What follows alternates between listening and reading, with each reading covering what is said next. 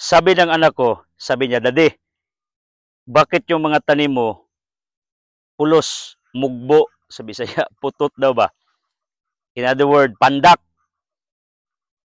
Then dinagdagan niya, kasi daddy, pandak rin ang nagtanim. Tama nga, yung height ko nga, 5 plus lang. So, tanggapin lang natin, hindi naman to pwedeng dagdagan kahit ano pang gawin mo. Pero, okay lang yan. Kasi, kahit mga tanim ko dito, nilaban sa kuha, kasi pulos mga mababaw na mumunga na. Akala ko ito mamamatay noon, pero sinisave ko after Typhoon Odette. Gusto ko lang ipaalam sa yung lahat ng Altam Farm ay 8 years in the making, ngunit maraming chapters. 2019, kinubid to, walang taong nakapasok dito for how many years? 2021, ito'y bumagsak back to zero. Zero visibility. Yung Super Typhoon Odette ay heated Bohol. Ito kasi nasa bundok to, Hurot. So, 2 years after in the making, in the second chapter of Altam Farm, or else kinikonsider ko third chapter, kasi bumagsak nga noong COVID, bumagsak ulit noong nagbagyo, kaya nga yung mga tanim natin hindi gaano kalaki kasi bago pala yung iba. Itong mga namumunga, mga natira ito ni Odette, tulad nito. Akala ko matay ito. Alam nyo paano bubunga ang mga niyog nyo? Asin at saka abo. I don't know if the Tagalog of abo is their Tagalog. Abo, yung magsaing ka ba? At saka yung upos ng kahoy doon sa abuhan, imong hipuson, ibutang ni mo dire. Dili siya makamatay sa lubi, pero ayaw ibutang sa mga kakao or else do not put it in other plants except coconut. Kasi ito ay napaka-tolerant doon sa sodium, doon sa abo or asin. May iba na nga nagbaba sa akin sa mga tinuturo ko, pero tinitingnan ko yung Facebook nila, wala naman silang tanim kahit isa. Wala naman silang kaalaman doon. At challenge pa ako, pakita ko daw ang diploma ko. Hindi ako agriculturist by profession, pero yung kurso ko, TLE. Alam niyo anong TLE? Technology and Livelihood Education. It caters agriculture, entrepreneurship, livelihood. Kaya nga, at saka industrial arts, yung paggawa ng mga buildings, mayroon kaming pag-aaral na ganyan. When I studied college, si Biscap noon, ngayon, Boal-Alay State University in Kandihay Campus, Kugtong. So that's my alma mater. High school ko, Alicia National High School. Putlongkam Elementary School when I was in elementary. So, ang aking tinuturo, base sa experience. Base sa aking ginagawa dito. May nagbasa nga sa akin, Tor, sabi niya, si Tora yung partner ko ngayon, isang videographer natin, Gultia Akas. Sabi niya, hambugiro ka, mas dako pa man akong yuta sa imo. Hindi niya alam, ng lupa ko dito is 5 hectares more, uncounting. Tiningnan ko ring Facebook niya, wala tayong makita kahit 1 metro na lupa. Yung nga mga taong nagbabasa iyo, wala naman talaga yung nagawa kasi yung kasabihan, yung shallow river ay napaka-noisy. Banha na, madaldal, pero yung mga silent water is malalim yun. Totoo naman yan eh. So, sabihin nila, kunti namang bunga. Ang importante, may bunga. Kaysa wala. Yung nga, nagbabasa akin, nagtanim nga ako ng kamuti, hindi yun daw tama, Tors. Yung pagtanim ng kamuti, kagaguhan sometimes itong mga tao sang utak. Ano bang gagawin? Magtanim ka ng kamuti. Yung dahon, itanim mo. Hindi yung katong ijang gaway, katong ijang stem. Ano bang gusto niyo? Yung udlot, iunag ugbok, din katong iyang punuan, ipagawas? Ano ba? Pero alam nyo, may sira talaga yung mga tao, lalo na si Duterte, hindi na presidente, maraming bangag. Alam nyo ba yan? Tiningnan ko yung mga Facebook, yung mga buzzers ko, mga bangag sa tingin ko. Kasi hindi nasdigong. So, ang iba, nagagalit sa akin na hindi ko naman sila inaano. Pero alam nyo, may nagbasa akin, naghingi ng apology. Nahawa nga ako kasi natouch yung puso ko. May iba na kasi anong ginawa nila, yung natingnan niya lang yung natingnan nila yung video ko na binabasa ko, after doon, tiningnan nila ang ibang mga videos ko. Doon nalalaman na isa pala akong preacher. At doon nyo nalaman na malaki pala talaga ang lupa ko at resort ang lugar na to. Hindi literal na farm. Kasi ang nakita sa video, yung side lang nakita ng video. Tulad ngayon, nakita nyo ito. May magsasabi naman, ang daldal mo, bilisan mo, kunin mo yun ang buko. Tandaan mo, hindi mo to content. Content ko to. Hindi mo ito vlog. Vlog ko to. So problema mo na yan. Maraming nagpa-shout sa akin. Gusto ko lang sabihin sa inyo, ganito. Hindi kasi ako nag-i-edit for now. Kaya pag gusto kayo magpa-shout out sa akin, hindi ko yung magagawa yung ilagay doon sa uluhan ko habang nagsasalita, yung laging ginagawa ng mga content creators na nagalit sila tors. Pakita yung mukha at saka mga message nila. Hindi ko yung magawa kasi hindi ko nag-i-edit, live to. From the heart to you. At isa pa, tingnan yung mga utak ng mga bashers ko. Sabi nila, bakit ka nagtatagalog nga Bisaya man ka? Wa gid gibutang silang utok, nagtagalog ko kay di ra Bisaya ang akong audience na asay mga Tagalog, di sila kasabot og Bisaya. Kaya binubuli ako ng iba, sabi nila, nagkahirap-hirap, nagkalisod-lisod daw kay nagtinagalog ko. Tama naman, I can speak English if you want. But the problem is if you can understand if I will speak English strictly. Pero ang audience ko pag I speak English, yung mga mataas ng pinag-aralan, saka yung mga foreigners, anong mangyari doon sa baba? Ano mangyari doon sa mga taong hindi makaintindi ng English, mga Tagalog o Bisaya? Kaya nga, to make everything fair, to treat everyone equally, nagtatagalog ako at saka nag-i-English ako.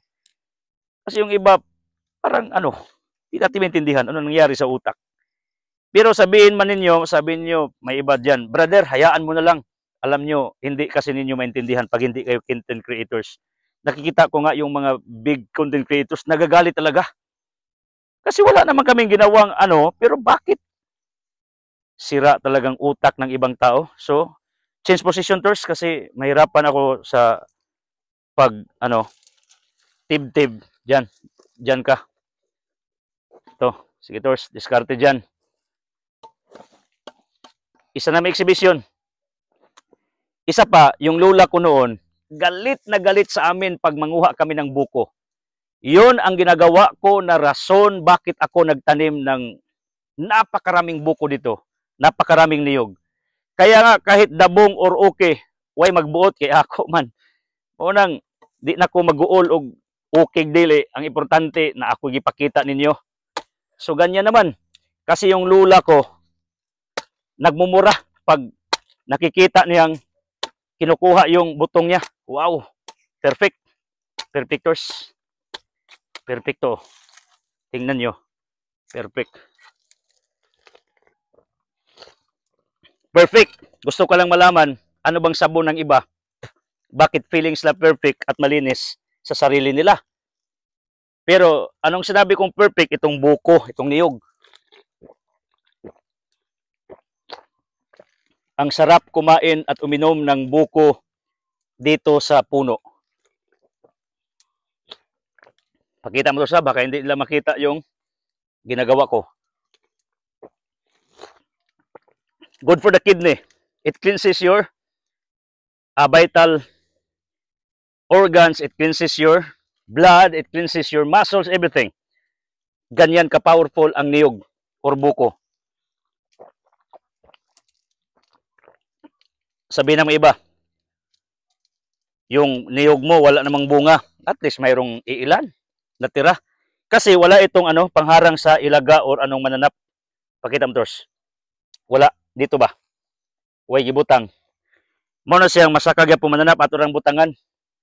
Wa pa nato ni matimang area.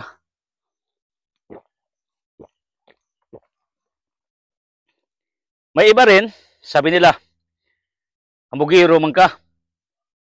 Niko, ang hambog, kanang naisulti kang wa kay ebidensya. Mo ni hambog. Pero, kung nisulti ka nga nakikipakita, di na hambog, deserve na ko na, kay nagtanuman ko. Ingon po banters katong mga basos na ko. Ayaw pang insulto. Insulto din ang gipakita na ako sa publiko nga na ako gitanom to inspire all of you. Kasi, kung nakita ninyo, every now and then, nagpo-post ako ng mga comments yung maganda. Pero yung pangit, hindi ko pinopost yan. Hindi ko yan pinopromote. Ang pinopromote ko, yung mga contents na talaga or mga messages na maganda. Kasi, mayroon talagang na-attract sa ginagawa natin dito.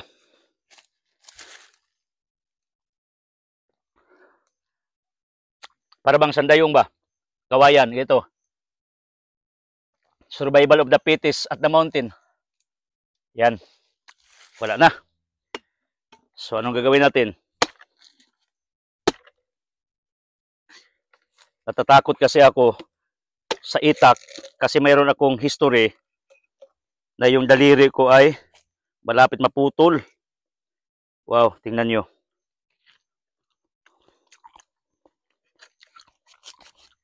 By the way,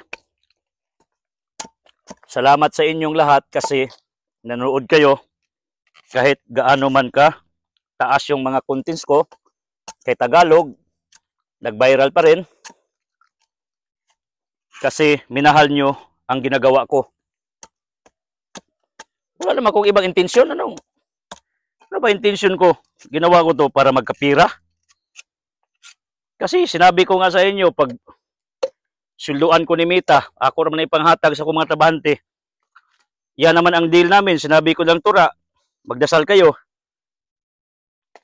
na mayroon akong kita sa Facebook kasi yan ang isasahod ko sa inyo. Araw-araw, I spent more than 1,000 pesos in running our farm. Kasi mayroon akong mga trabahante dito. Expenses ko pa sa travel ko. Snack nila. So sabihin na namang iba, brother, bakit mo pinahirapang sarili mo?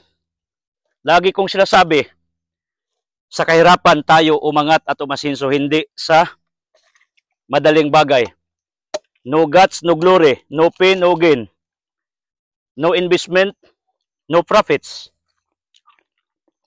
Kaya nga, sometimes, okay lang yung pahirapan mong sarili mo. Pero may mga bagay talaga na nunid ng pahirapan mo, yung mga simpleng bagay, huwag mong gawing komplikado. Patingin mo, Tors. Ito'y perfect na buko. Ito'y napakasarap gawing lamaw. Ang lamaw sa Cebu, tuwa og baboy. Ang lamaw na mo, butong. Amo diring gitawag og lamaw makaon sa Cebu, laog. Ang atong laog dire, pasaw. Kini lamaw makaon. Laging tumitingin sa akin si Castrudis, nagbibinta ito ng buko. Ang sarap. Si Binahar TV kasi kahit niya to, dapat dito kayo nagbablog, Binahar TV. Ganito. Naalala ko nga si Peregrina Galamiton, pareha kayo ng height. Si Esther Oblimar, yun rin.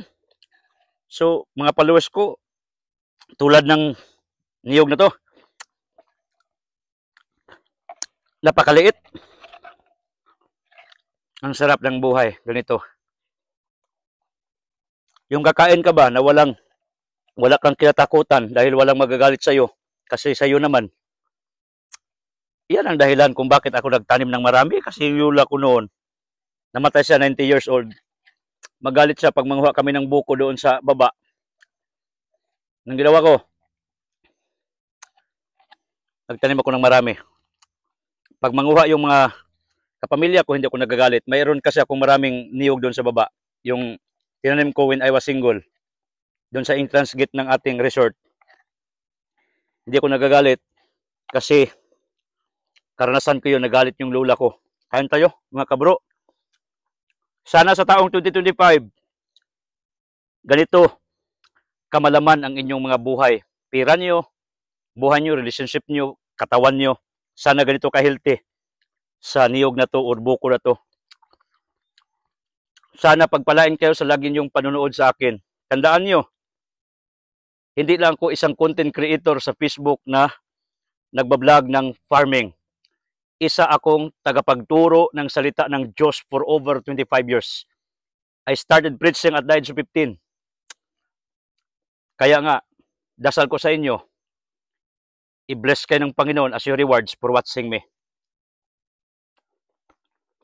Okay? God bless you.